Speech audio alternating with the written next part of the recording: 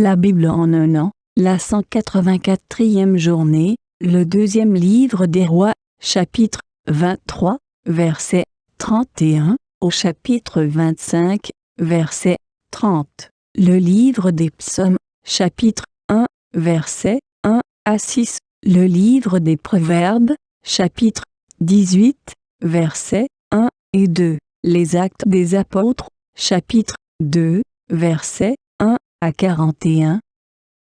Le deuxième livre des rois, chapitre 23. Le pharaon Nécho l'emprisonna à Ribla, dans le pays d'Hamath, pour qu'il ne règne plus à Jérusalem. Et il imposa au pays un tribut de 3000 kilos d'argent et de 30 kilos d'or. Le pharaon Nécho établit Éliakim, le fils de Josias, roi à la place de son père Josias, et il changea son nom en Joachim. Quant à Joachaz, il le captura et il alla en Égypte où il mourut. Joachim donna l'argent et l'or nécessaires au pharaon, mais il taxa le pays pour fournir cet argent, réclamé par le pharaon. Il détermina la part de chacun et exigea du peuple du pays l'argent et l'or qu'il devait livrer au pharaon Nécho. Joachim avait 25 ans lorsqu'il devint roi et il régna 11 ans à Jérusalem. Sa mère s'appelait Zébilda et c'était la fille de Pédaja de Ruma. Il fit ce qui est mal aux yeux de l'Éternel, entièrement comme l'avaient fait ses ancêtres. Le deuxième livre des rois, chapitre 24. À son époque, Nebuchadnezzar, le roi de Babylone, partit en campagne. Joachim lui fut asservi pendant 3 ans, mais il se révolta de nouveau contre lui. Alors l'Éternel envoya contre Joachim des troupes de Babyloniennes, des troupes de Syriens, des troupes de Moabites et des troupes d'Ammonites. L'Éternel les envoya contre Juda pour le détruire, conformément à la parole qu'il avait prononcée par l'intermédiaire de ses serviteurs les prophètes. Tout cela arrivait uniquement sur l'ordre de l'Éternel. Il voulait éloigner Juda de lui à cause de tous les péchés commis par Manassé, et à cause du sang innocent que Manassé avait versé et dont il avait rempli Jérusalem. L'Éternel ne voulut pas pardonner. Le reste des actes de Joachim, tout ce qu'il a accompli, cela est décrit dans les annales des rois de Juda. Joachim se coucha avec ses ancêtres. Son fils Joachim devint roi à sa place. Le roi d'Égypte ne quittait plus son pays, car le roi de Babylone avait pris tout ce qui lui appartenait, depuis le torrent d'Égypte jusqu'à l'Euphrate. Joachim avait 18 ans lorsqu'il devint roi et il régna 3 mois à Jérusalem. Sa mère s'appelait Nehushta et c'était la fille d'Elnathan de Jérusalem. Il fit ce qui est mal aux yeux de l'Éternel, entièrement comme l'avait fait son père. C'est à cette époque que les serviteurs de Nebuchadnezzar, le roi de Babylone, montèrent contre Jérusalem et la ville fut en état de siège. Nebuchadnezzar, le roi de Babylone, arriva devant la ville pendant que ses serviteurs en faisaient le siège. Alors, Joachim, le roi de Juda, sortit vers le roi de Babylone avec sa mère, ses serviteurs, ses chefs et ses eunuques, et le roi de Babylone le fit prisonnier. C'était la 8e année de son règne. Il apporta de là tous les trésors de la maison de l'Éternel, ainsi que ceux du palais royal, et brisa tous les ustensiles en or que Salomon, le roi d'Israël, avait fait dans le temple de l'Éternel. Cela se passa comme l'Éternel l'avait annoncé. Il emmena en exil tout Jérusalem, tous les chefs et tous les hommes vaillants. Il y eut 10 000 exilés, avec tous les charpentiers et les serruriers. Il ne resta que les pauvres du pays. Il exila Joachim à Babylone et il emmena en exil de Jérusalem à Babylone la mère du roi, ses femmes, ses eunuques et les grands du pays. Tous les guerriers au nombre de 7000, ainsi que les charpentiers et les serruriers au nombre de 1000. Tous ceux qui étaient des hommes vaillants, aptes à la guerre. Le roi de Babylone les fit venir en exil à Babylone. Et il établit roi à la place de Joachim, son oncle Mattania, dont il changea le nom en Sédécias. Sédécias avait 21 ans lorsqu'il devint roi, et il régna 11 ans à Jérusalem. Sa mère s'appelait Amutal. et c'était la fille de Jérémie de Limna. Il fit ce qui est mal aux yeux de l'Éternel, entièrement comme l'avait fait Joachim. Cela arrivait à cause de la colère de l'Éternel contre Jérusalem et contre Juda. Il était si irrité qu'il voulait les rejeter loin de lui. Sédécias se révolta contre le roi de Babylone. Le deuxième livre des rois, chapitre 25. Alors, à la 9e année du règne de Sédécias, le 10e jour du 10e mois, Nebuchadnezzar, le roi de Babylone, vint avec toute son armée attaquer Jérusalem. Il installa son camp devant elle et construisit des retranchements tout autour d'elle.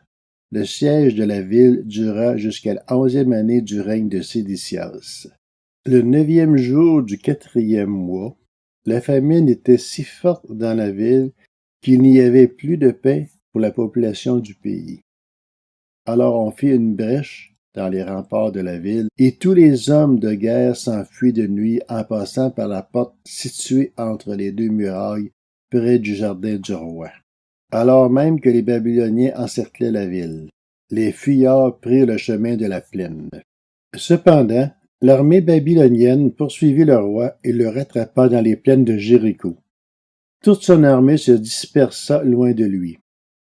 Ils s'emparèrent du roi et le firent monter vers le roi de Babylone à Ribla. On prononça un jugement contre lui. Les fils de Sédécias furent égorgés en sa présence, puis on lui creva les yeux. On l'attacha avec des chaînes en bronze et on le conduisit à Babylone. Le 27e jour du 5e mois, c'était la 19e année du règne de Nebuchadnezzar sur Babylone. Nebuzaradan, le chef des gardes et le serviteur du roi de Babylone, pénétra dans Jérusalem. Il brûla la maison de l'Éternel, le palais royal et toutes les maisons de Jérusalem. Il livra aux flammes toutes les maisons d'une certaine importance. Toute l'armée babylonienne, qui accompagnait le chef des gardes, démolit les murailles formant l'enceinte de Jérusalem. Nebuzaradan, le chef des gardes, emmena en exil les membres du peuple qui étaient restés dans la ville, ceux qui s'étaient déjà rendus au roi de Babylone et tout le reste de la population. Toutefois, le chef des gardes laissa, comme vigneron et comme agriculteur, une partie des pauvres du pays. Les Babyloniens brisèrent les colonnes en bronze qui étaient dans la maison de l'Éternel, ainsi que les bases et la cuve en bronze qui s'y trouvaient. Et ils en apportèrent le bronze à Babylone. Ils prirent les cendriers, les pelles, les couteaux, les tasses et tous les ustensiles en bronze qu'on utilisait pour le culte. Le chef des gardes prit encore les brûle-parfums et les coupes, aussi bien ceux qui étaient en or que ceux qui étaient en argent. Quant aux 2 colonnes, à la cuve et aux bases que Salomon avait faites pour la maison de l'Éternel, il était impossible de peser le bronze de tous ces éléments. La hauteur d'une colonne était de 9 mètres, et il y avait au-dessus un chapiteau en bronze, haut d'1,5 mètre. Autour du chapiteau, il y avait un treillis et des grenades, le tout en bronze. Il en allait de même pour la seconde colonne, aussi avec le treillis. Le chef des gardes captura le grand prêtre Siraja, le prêtre adjoint Sophonie et les 3 gardiens de l'entrée. Dans la ville, il captura un eunuque qui commandait aux hommes de guerre, 5 hommes qui faisaient partie des conseillers du roi et qu'on trouva dans la ville, le secrétaire du chef de l'armée chargé d'enrôler la population du pays, ainsi que 60 hommes pris parmi la population du pays qu'on trouva dans la ville. Nebuzaradan, le chef des gardes, les captura et les conduisit vers le roi de Babylone à Ribla.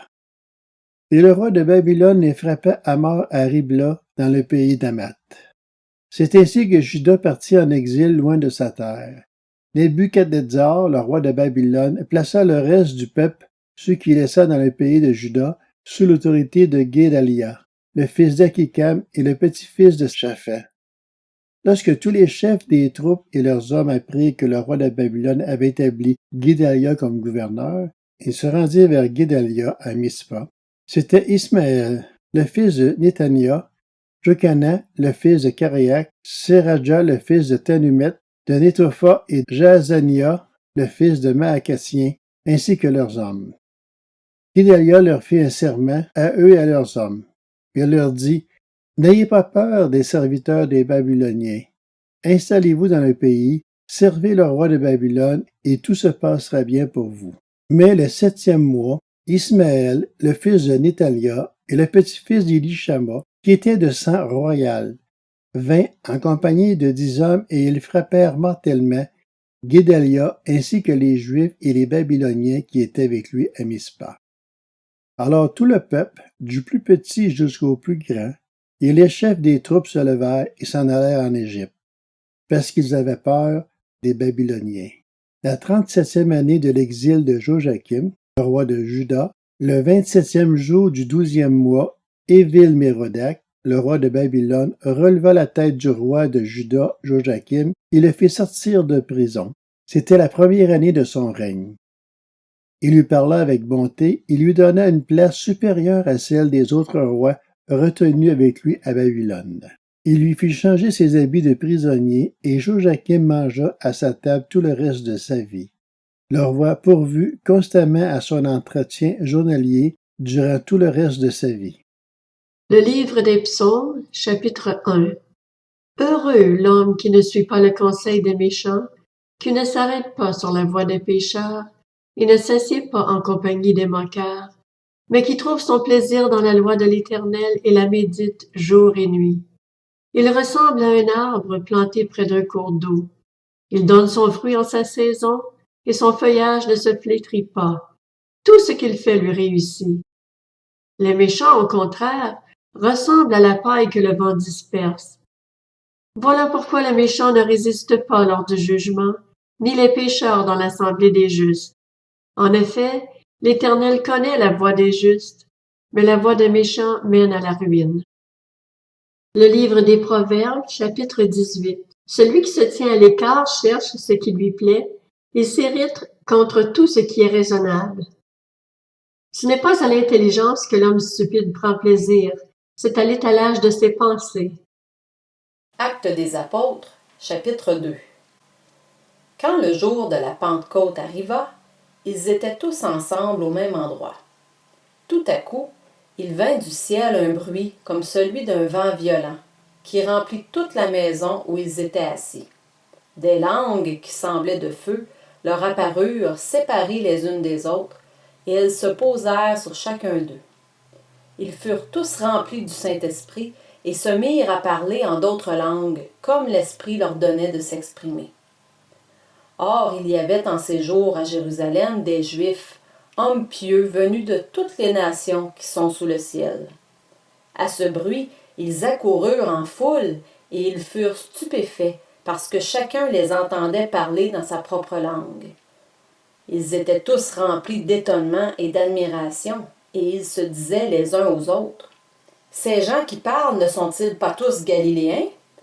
Comment se fait-il donc que nous les entendions chacun dans notre propre notre langue maternelle? » Parthes, Mèdes, Élamites, habitants de la Mésopotamie, de la Judée, de la Cappadoce, du Pont, de l'Asie, de la Phrygie, de la Pamphylie, de l'Égypte, du territoire de la Libye voisine de Cyrène, et résidents venus de Rome, Juifs de naissance ou par conversion, Crétois et Arabes, nous les entendons parler dans notre langue des merveilles de Dieu.